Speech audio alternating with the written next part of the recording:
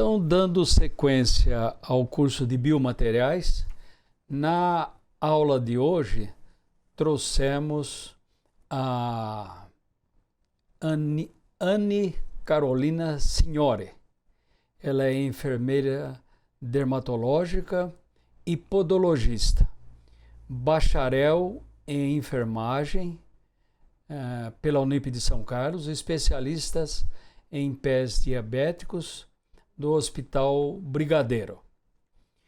Então, para falarmos das questões ligadas à podologia, eu gostaria de inicialmente colocar a seguinte questão.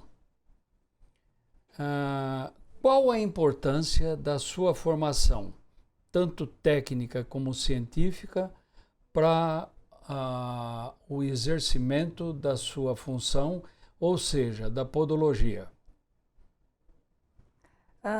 Professor, hoje, como sabemos, a podologia é uma área de atribuição, é um profissional hoje no qual trabalha interagindo, inclusive multiprofissionalmente, com a saúde dos pés.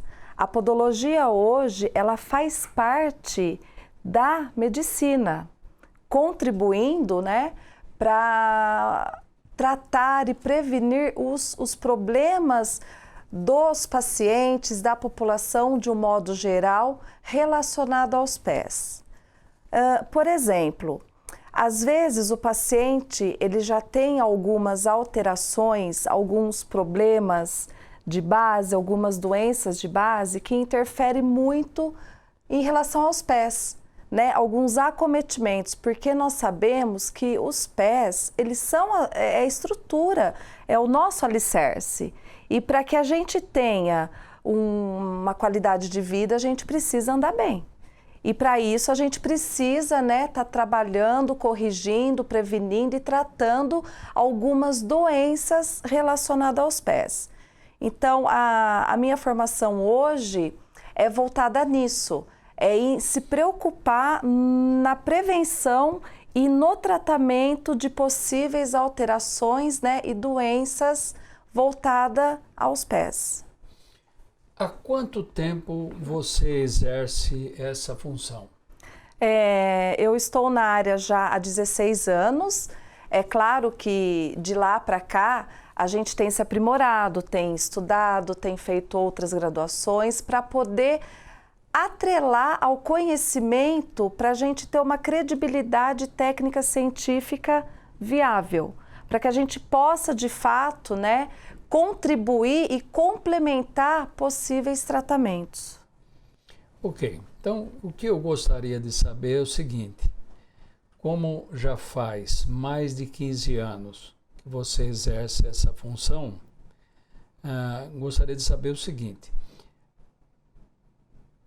as tecnologias foram sendo desenvolvidas e como que essas tecnologias são aplicadas nos tratamentos, se foram benéficos, enfim, qual a grande contribuição do avanço científico, tecnológico nos tratamentos atuais? Como tudo atualmente, a tecnologia está em alta, a inovação, é claro que na medicina também nós estamos no mesmo parâmetro, Então, assim, é claro que uma boa visão clínica, uma boa visão, como eu posso dizer, relacionada a um bom exame físico, para que a gente possa aí ter bastante critérios para elaborar um plano, seja ele preventivo ou terapêutico. Hoje, obviamente, as tecnologias que nós estamos utilizando, elas acabam vindo para complementar tais propostas terapêuticas. Então, assim, é claro que vale a gente entender, ter habilitação para essas tecnologias para poder otimizar os nossos atendimentos e os nossos tratamentos, né? Então, hoje, por exemplo, a gente já evoluiu muito na questão da laser terapia, que é uma ferramenta importante e ela tem sido coadjuvada em alguns tipos de tratamento. Por quê? Porque a gente sabe que a laser terapia, né, a de baixa intensidade, hoje é uma ferramenta minimamente invasiva, que muitas vezes vai contribuir para aquele paciente, por exemplo, que de repente não possa fazer uso aí de uma medicação via oral por outros problemas. Então, ela vem contribuindo demais no processo aí de matar um micro-organismo, uma micose, um fungos, acelera o processo de cicatrização. Então, é uma tecnologia bastante utilizada hoje na área da podologia, como na área de saúde de um modo geral. É claro que cada qual a aplicabilidade para a sua área. Temos também hoje alguns estudos muito importantes já com a ozonioterapia, que a ozonioterapia já é uma terapêutica inclusive secular, né? Nos países desenvolvidos, por exemplo, ela já é altamente utilizada, já se faz uso em várias doenças, são mais de 200 tipos de doenças que a ozonioterapia hoje contribui, né, com o paciente de um modo geral. E hoje a gente tem brigado muito para ter essa regulamentação ainda no Brasil, que trata-se de um tratamento aí experimental de alguma forma, né?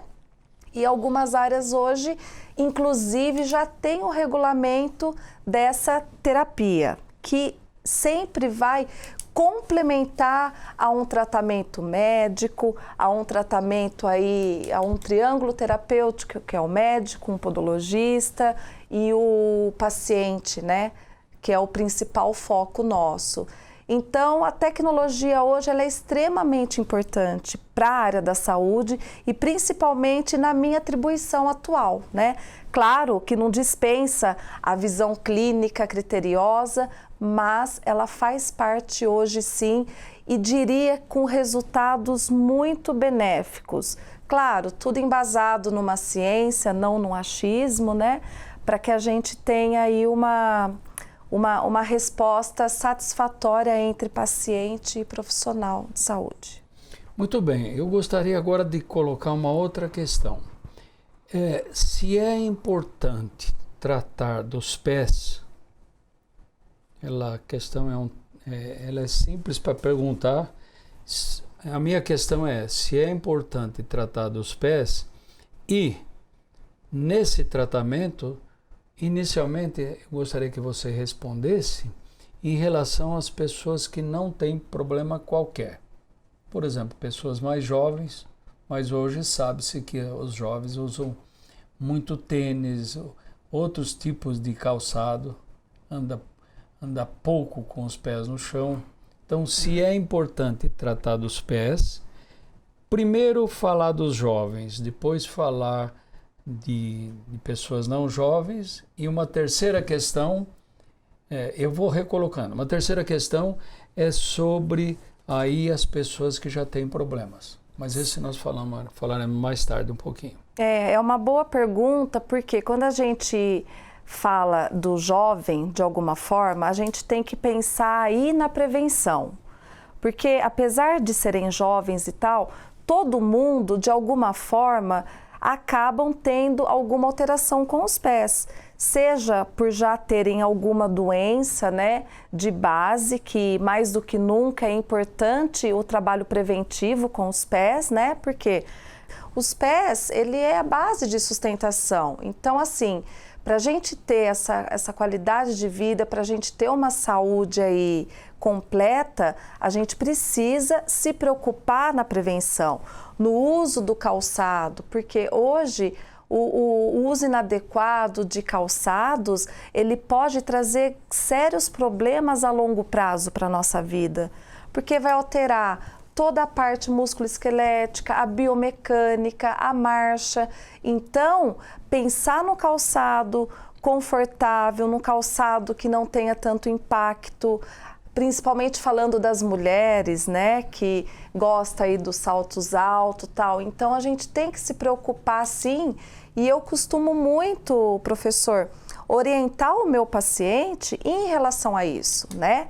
E ainda que com tanta tecnologia e inovação, como a gente gosta de falar, hoje as empresas de calçado, a indústria em si, tem se preocupado muito com o tipo de calçado para oferecer, né? Porque antigamente a gente tinha aqueles calçados ortopédicos no qual a estética não era legal, a mulher se incomodava, enfim. Hoje não, hoje a gente já tem, né, calçados esteticamente bonitos, mas de alguma forma pensando aí num conforto, numa anatomia viável para cada tipo de pé. Material, inclusive, material com couro bom, com couro mais flexível. As tecnologias dos tênis hoje, elas estão muito boas, seja para um uso casual, para um atleta em específico, seja ele um profissional, um amador. Então, a gente trabalha muito essa questão mesmo preventiva nas orientações do melhor calçado a estar sendo utilizado. Bom, em seguida, então, recolocando, não mais jovens, mas as pessoas que vão envelhecendo.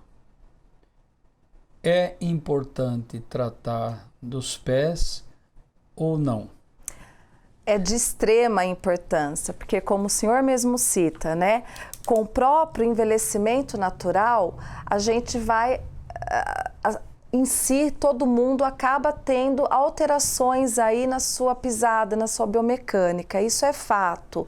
E claro que com a idade, obviamente, algumas doenças que a gente traz na bagagem, né, como por exemplo, um paciente diabético, um paciente que tem algum problema vascular, então esse foco tem que se preocupar muito mais.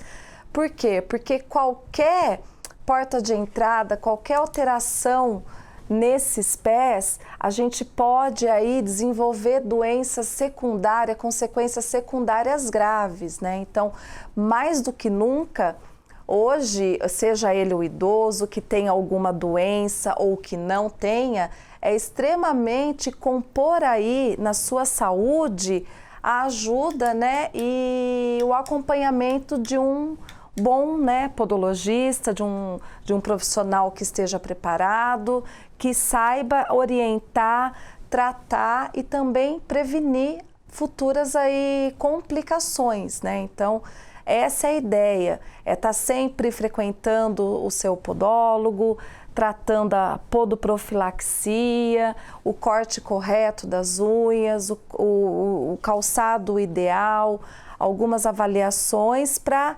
minimizar tais complicações futuramente. Então, mais do que nunca, é de extrema importância.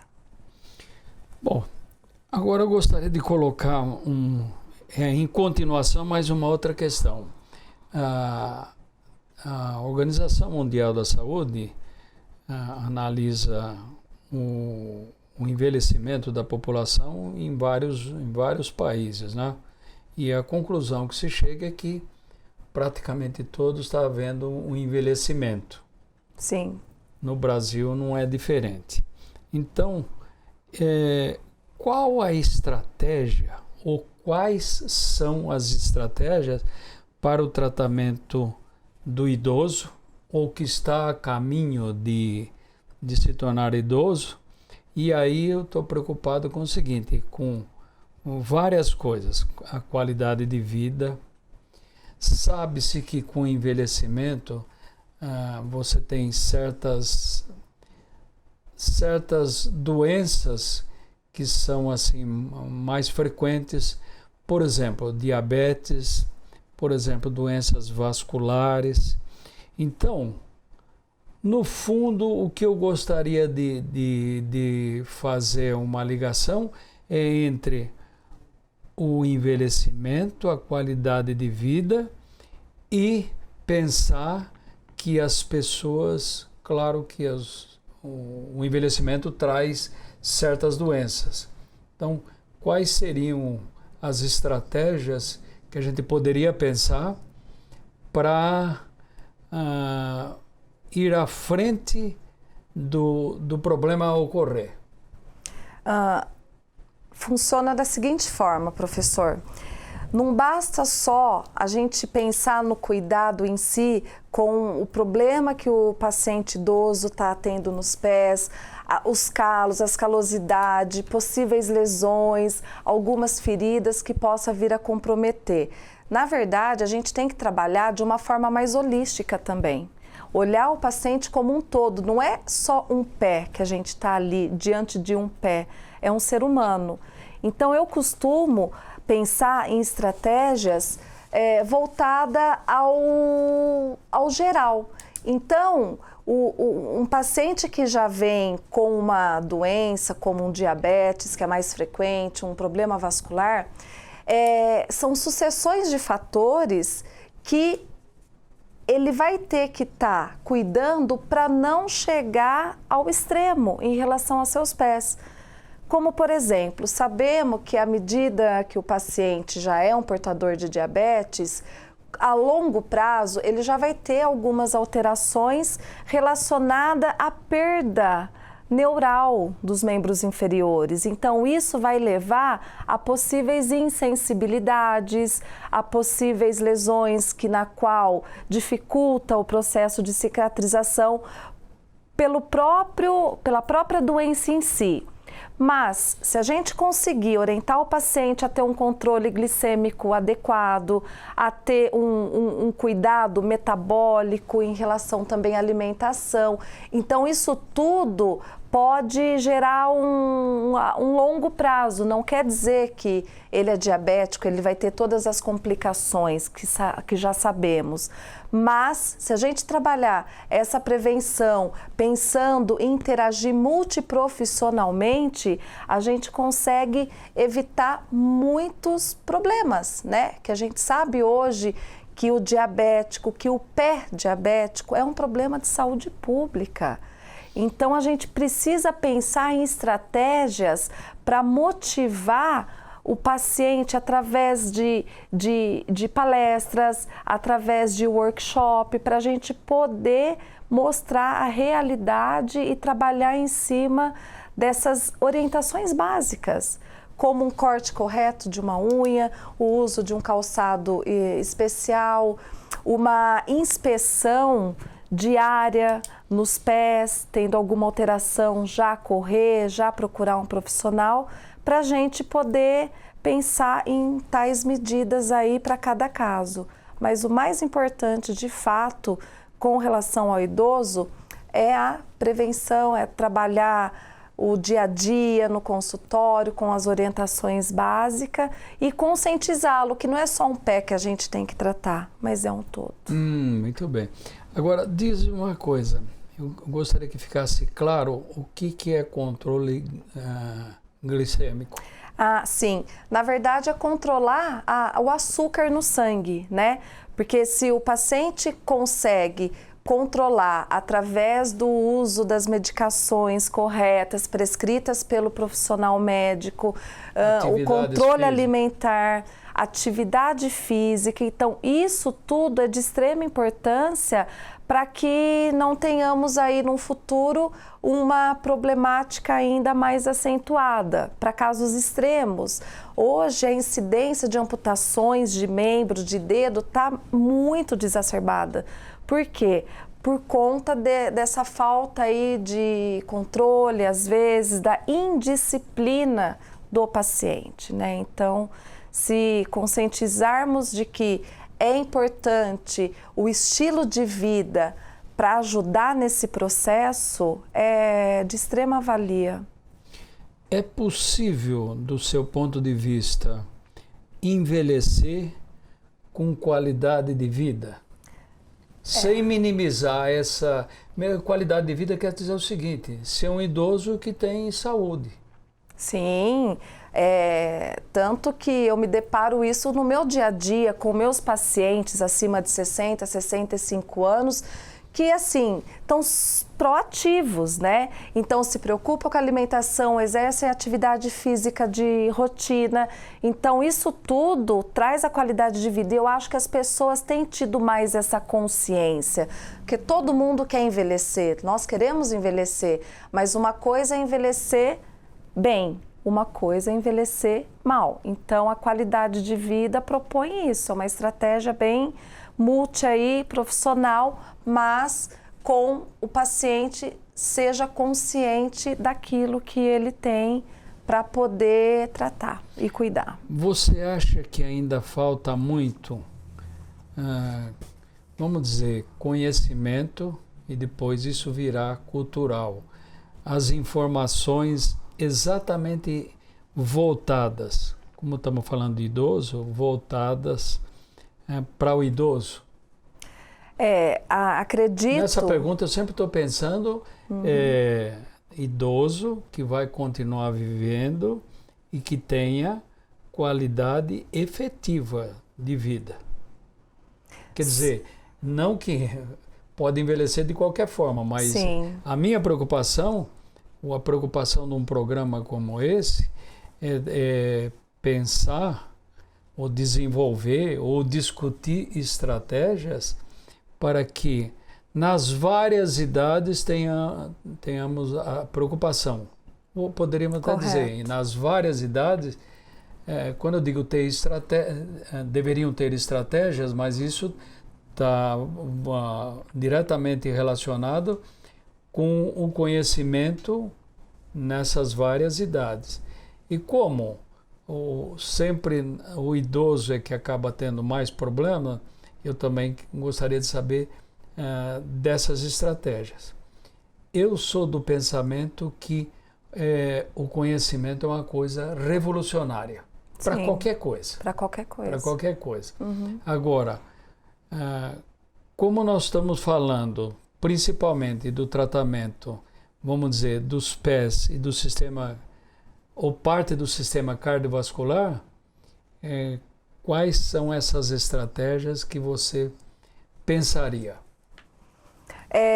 Toda vez que eu estou diante de um paciente para fazer a coleta de dados, para trabalhar com ele em si, eu penso nas estratégias, não só o cuidado ali especificamente com os pés, mas eu já penso nas estratégias de um todo.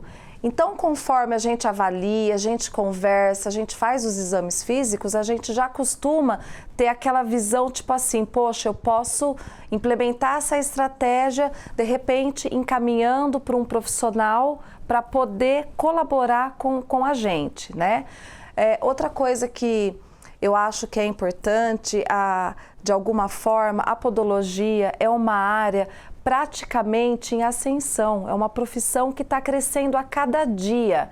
E eu acho de extrema importância que o profissional ele esteja bem qualificado, que ele esteja bem preparado para lidar diante dessa complexidade toda relacionada ao idoso, que não é, como a gente está falando, não é só um pé que está com alteração, não é só o caminhar que está alterado, é um todo. Então, se o profissional hoje ele tiver embasado nesse todo, com conhecimento, ele vai conseguir dar um suporte, porque são pacientes que vai precisar do nosso auxílio, porque ninguém mais, às vezes, a pessoa de idade tem alguma alteração, problema na coluna, tal, ele não consegue cortar suas próprias unhas, ou um problema de visão, ele também não consegue. Então, mais do que nunca, eu acho que hoje o podólogo ele é de extrema importância aí nessas estratégias de prevenção. Porque se a gente tiver essas estratégias, né, bem elaborada, focada, a gente diminui aí outros problemas, né, que vai levar para uma saúde pública, que vai levar para qualquer outra instituição aí, né? Então, a estratégia é essa, é ter uma boa visão, um bom conhecimento, tentar, né, ter umas prévias de diagnóstico aí para poder, de repente, elaborar multiprofissionalmente um plano. não sozinho ninguém faz nada. A área da saúde, ela precisa ser unificada, ela precisa ser multiprofissional. Eu também concordo. No Precisa. entanto, talvez seja necessária uma mudança, inclusive na formação nos currículos das próprias faculdades, principalmente de medicina, faculdade de odontologia, as faculdades que estão uma parte do conhecimento que está diretamente ligada à saúde. À saúde, Agora, sim. eu gostaria que você detalhasse um pouquinho mais as questões dos pés diabéticos, como são tratados e, em seguida, dos problemas vasculares, que parece-me que essas coisas, em algum momento, caminham junto. Sim, o que acontece muito é que a gente acaba tendo bastante critério quando a gente avalia um paciente que venha com a queixa da doença principal ou que já venha, normalmente, professor, o paciente já vem com alguma problemática, tá? Normalmente ele já desenvolveu uma lesão, normalmente ele já tem a gente chama de tínia interdigital, que seria uma frieira, uma fissura, um racho no calcanhar. Então, isso tudo são portas de entrada para complicações, né? E nem sempre o paciente que é diabético, ele necessariamente tem complicações vasculares, muitas vezes não. Isso é ótimo, porque dá para a gente trabalhar com uma margem de segurança melhor e evitando que ele venha a ter, né? Agora, muitas vezes também o paciente vem associado com alterações vasculares e a neuropatia também do diabetes, que a neuropatia é quando há já uma perda de sensibilidade importante. Então aí é complicante, é onde a gente pensa, né, em estratégias usando de tecnologias para poder contribuir ao tratamento, né? Então, a gente utiliza, de repente, o laser para estimular uma circulação, a ozonioterapia, que é o terceiro maior antimicrobiano do mundo, tá? Então, a gente consegue conciliar essa terapia combinada e, claro, pensando também numa cobertura, né? Como o senhor sabe, eu gosto muito da bionanotecnologia, então a gente trabalha muito essa questão das coberturas bionanotecnológica, onde isenta nós de estarmos usando, de repente, insumos e coberturas de metais pesados, por exemplo, que a gente você sabe. Chama de cobertura? Cobertura é o produto que a gente vai colocar na ferida, por exemplo, porque toda ferida... Aí já tem uma ferida instalada. Isso, quando já temos uma lesão instalada. Então, toda lesão, toda ferida,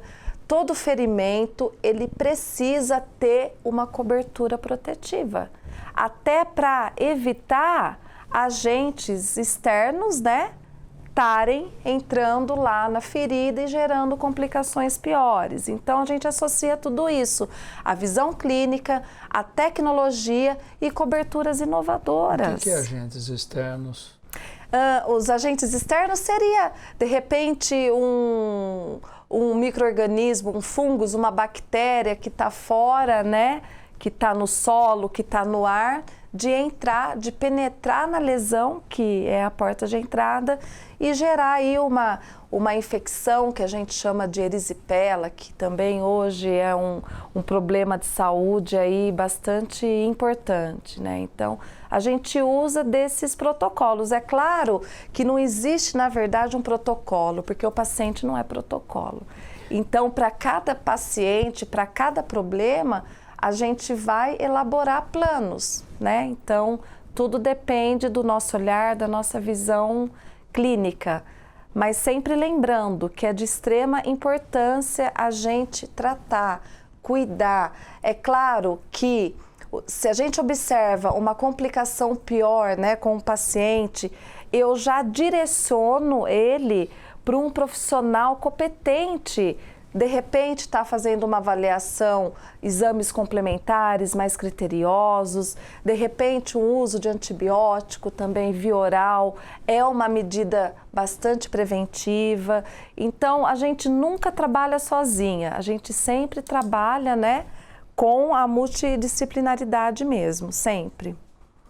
Agora, eu gostaria de fazer uma questão que é a seguinte. Os pacientes ficam surpresos com o tratamento? Porque muitas vezes eu ouço falar, não só em relação a essa questão relacionada com a saúde. Mas eu não sabia, fiz tal coisa e tal, e foi fazendo baseado no disse que disse. Isso, o paciente e vocês também que tratam ficam surpresos com o desenvolvimento do tratamento e a resposta ao tratamento. Porque é o que normalmente acontece, é isso, professor. Quando o paciente chega para nós, ele já tentou de tudo. Então, ele já tentou o que nós temos na medicina tradicional, né? Esses curativos, essas coberturas que a gente já tem no tradicional. E também eles vêm munidos daquela informação assim. Porque a minha vizinha, sabe aquela coisa cultural? Né? Porque minha vizinha passou vinagre de maçã, porque ela colocou gaze com pinho-sol, porque o cachorro lambeu, então isso facilita a cicatrização. Então, assim, claro que a gente vem com essas informações e isso é real, né? Então, quando a gente oferece um trabalho assim diferenciado, com uma proposta de potencializar a cura desse paciente, eles também se sentem, né? Nossa, será, né? Então, essa esperança deles é muito importante, né? Então, a gente sempre deixa claro qual é a proposta, o que vai poder contribuir, o que vai melhorar na resolutiva, né? E sempre pedindo também uma contribuição do paciente, da família também. É importante a gente trabalhar esse conteúdo familiar, né? Como ele vive, as condições, orientar. Então, isso tudo faz parte de um bom desenvolvimento, né? A gente não está falando em milagre, mas estamos falando em possibilidades onde a tecnologia nos ajuda e muito. Só que isso não depende só de um bom profissional, depende de um todo. Então, eu falo que 50% é o paciente, o resto a gente faz a nossa parte. Eu gostaria que você falasse um pouquinho também sobre as questões vasculares, que na questão anterior eu perguntei sobre diabetes e que também tivesse problemas, vamos dizer, vasculares. Você separou, eu gostaria que agora você falasse um pouco sobre isso mesmo.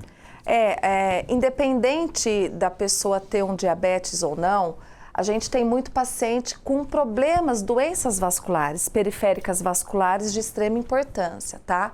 E quando a gente lidar com essa complexidade, a gente tem que estar um pouco mais atenta, professor. Por quê? Porque a gente depende de oxigênio, a gente depende de nutrientes, né? E quando a gente tem, o paciente já tem uma alteração em relação a isso, todo cuidado é pouco.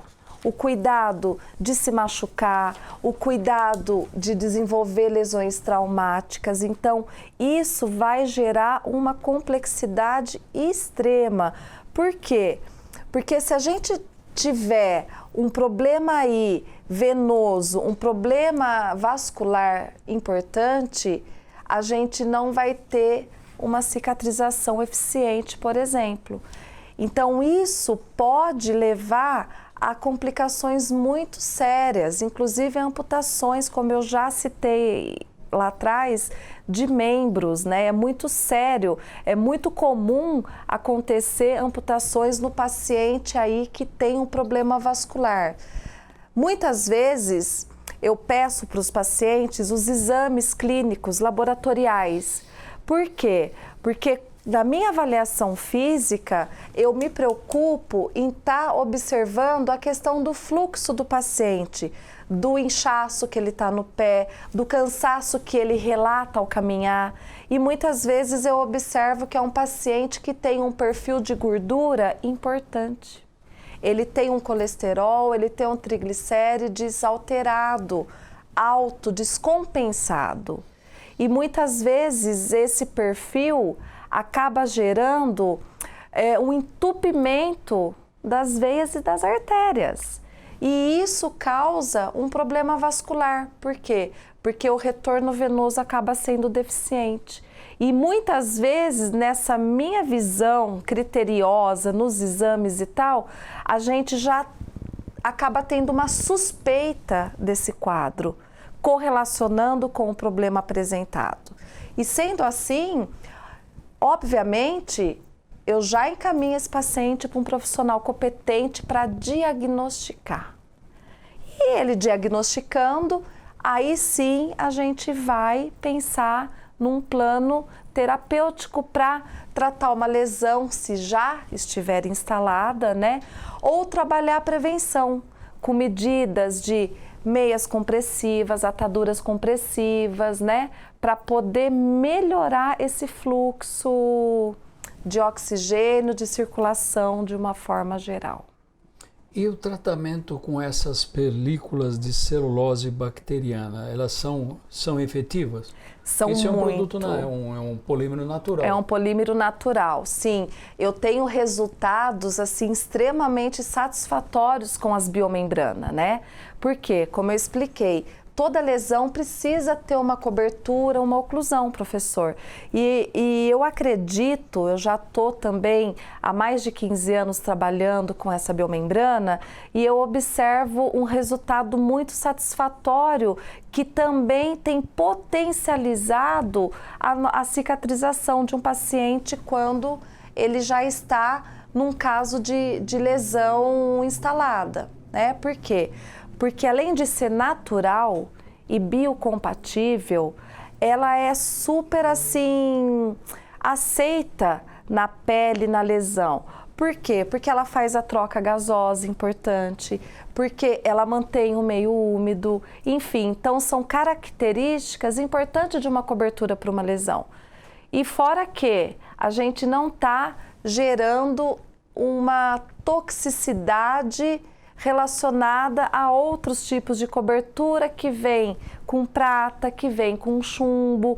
Então são coisas que eu não atribuo ao meu paciente, porque ele já é um paciente com problemas, ele já é um paciente com uma imunidade um pouco deficiente. Eu acho que isso, mesmo a gente ouvindo dizer, mas às vezes a concentração de prata é muito pequena, só que são lesões, professor, que duram tempo, anos para poder chegar num processo de cicatrização.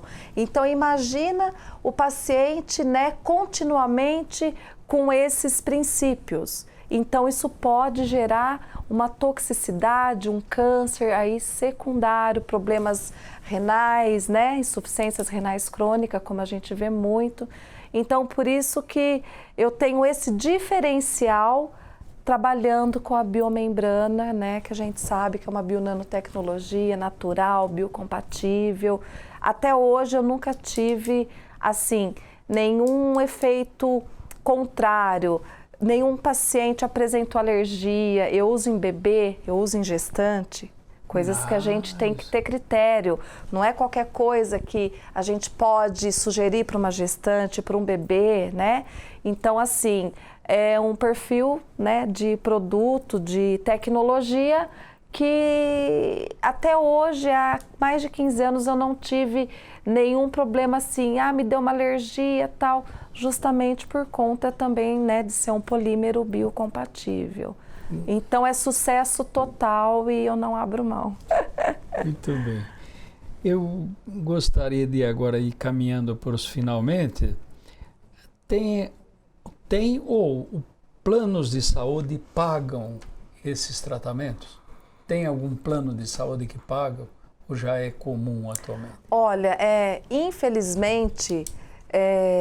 nós da área da podologia gostaríamos muito de estarmos conveniados a alguns planos de saúde, algumas instituições, tá? Porém, ainda infelizmente não é uma realidade. Mas isso é um pouco também municipal, viu, professor? Depende aí da gestão do município, do gestor público em saúde. Já existem tecnologias dessas, como a gente conversou hoje, no Sistema Único de Saúde, porque já faz parte das PICs, que é um programa de implementação para a comunidade de tecnologias. Por exemplo, hoje, aqui em São Carlos, né, nós temos já implementado a ozonioterapia na área da odontologia, que está sendo um sucesso. E está tendo uma grande procura aí pelos pacientes que utilizam desse plano, né, do Sistema Único, com muita resolutiva.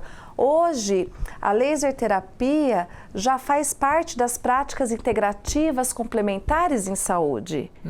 A ozonioterapia também, assim como a auriculoterapia, assim como o reiki. Então, são medidas complementares em saúde. Que são as outras duas? Reiki? Reiki, auriculoterapia. O que significa cada uma dessas? Reiki são técnicas de massagem, são técnicas que o profissional ele tem um contato direto com o paciente, ele tenta trabalhar a causa da doença, ele não trata só a sintomatologia, né? Então, a auriculoterapia, a acupuntura, que é aquele tratamento feito à base de agulha para trabalhar a dor, para trabalhar a depressão, para trabalhar o estresse. Então, são terapias complementares que já estão instituídas no SUS, né? Então, assim, claro que a gente gostaria muito de que no futuro, né, nós possamos estar interagindo junto aos profissionais também, seja no plano de saúde, seja no Sistema Único de Saúde, enfim, que seja importante para a gente poder contribuir aí para minimizar aí as amputações, para minimizar o paciente 15, 20 dias em leitos hospitalares, porque isso gera uma grande perda nos cofres públicos, né? Então, essas tecnologias vêm para o quê? Minimizar tais condições para não chegar nesse caos todo que a gente tem visto aí na saúde de alguma forma. Muito bem.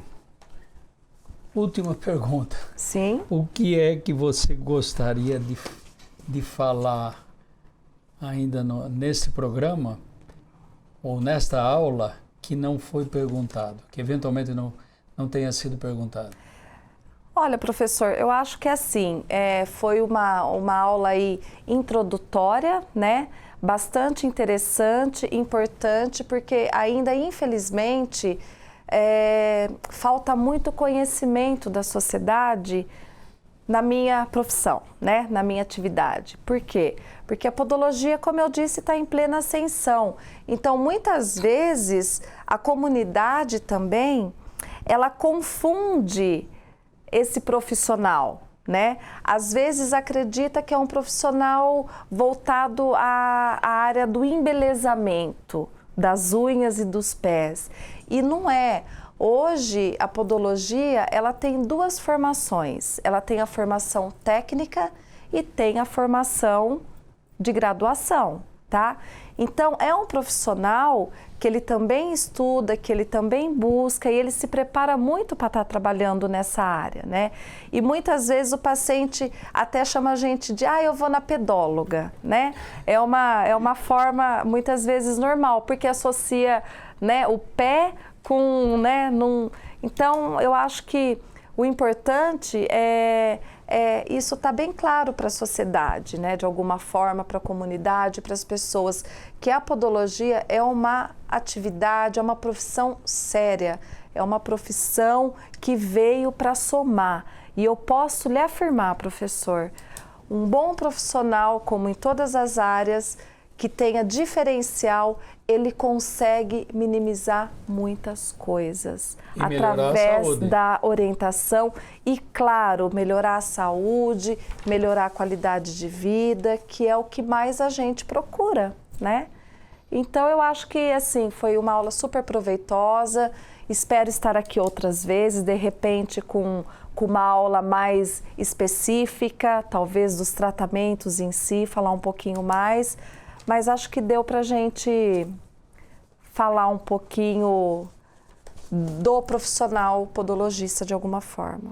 Eu gostaria, para finalizar essa aula, de dar uma informação. Como São Carlos é tido como a cidade de tecnologia, em São Carlos temos empresas que produzem celulose bacteriana. Sim. E a gente tem que valorizar essas empresas, principalmente depois da sua aula, não somente, mas principalmente depois da sua aula, que fala sobre a importância desse produto e que já vem sendo produzido há muito tempo na cidade de São Carlos. Sim, inclusive a gente tem que aplaudir mesmo, né, professor? Porque é uma tecnologia feita no Brasil por um grande estudioso, por um grande pesquisador que se preocupou demais há mais de 20 anos trabalhando nisso, né? Então, poxa, é altamente assim... Não tem nem palavras para dizer, né, numa cidade onde você mesmo citou, de tecnologia, a gente ter uma condição, um produto tão maravilhoso desse qual nós estamos dizendo. Então, assim, eu sempre pontuo muito isso nos cursos, nos eventos, né? E costumo mostrar muito também, além de tudo, não é só dizer que é bom, que é isso, que é aquilo, mas através dos trabalhos, né, publicado, feito, documentado. Então, é perceptível essa condição aí dessa grandiosa tecnologia que hoje nós temos disponível, né? Então, com certeza a gente tem que bater palmas e agradecer imensamente a essa preocupação de quem elaborou tudo isso, né? Bom, e eu vou deixar a seguinte questão para o outro programa, que vai ser ótimo. O emprego, conjuntamente com tudo que nós falamos, o emprego da impressão 3D para resolver problemas relacionados com essa área. Sim. Muito obrigado. Obrigada.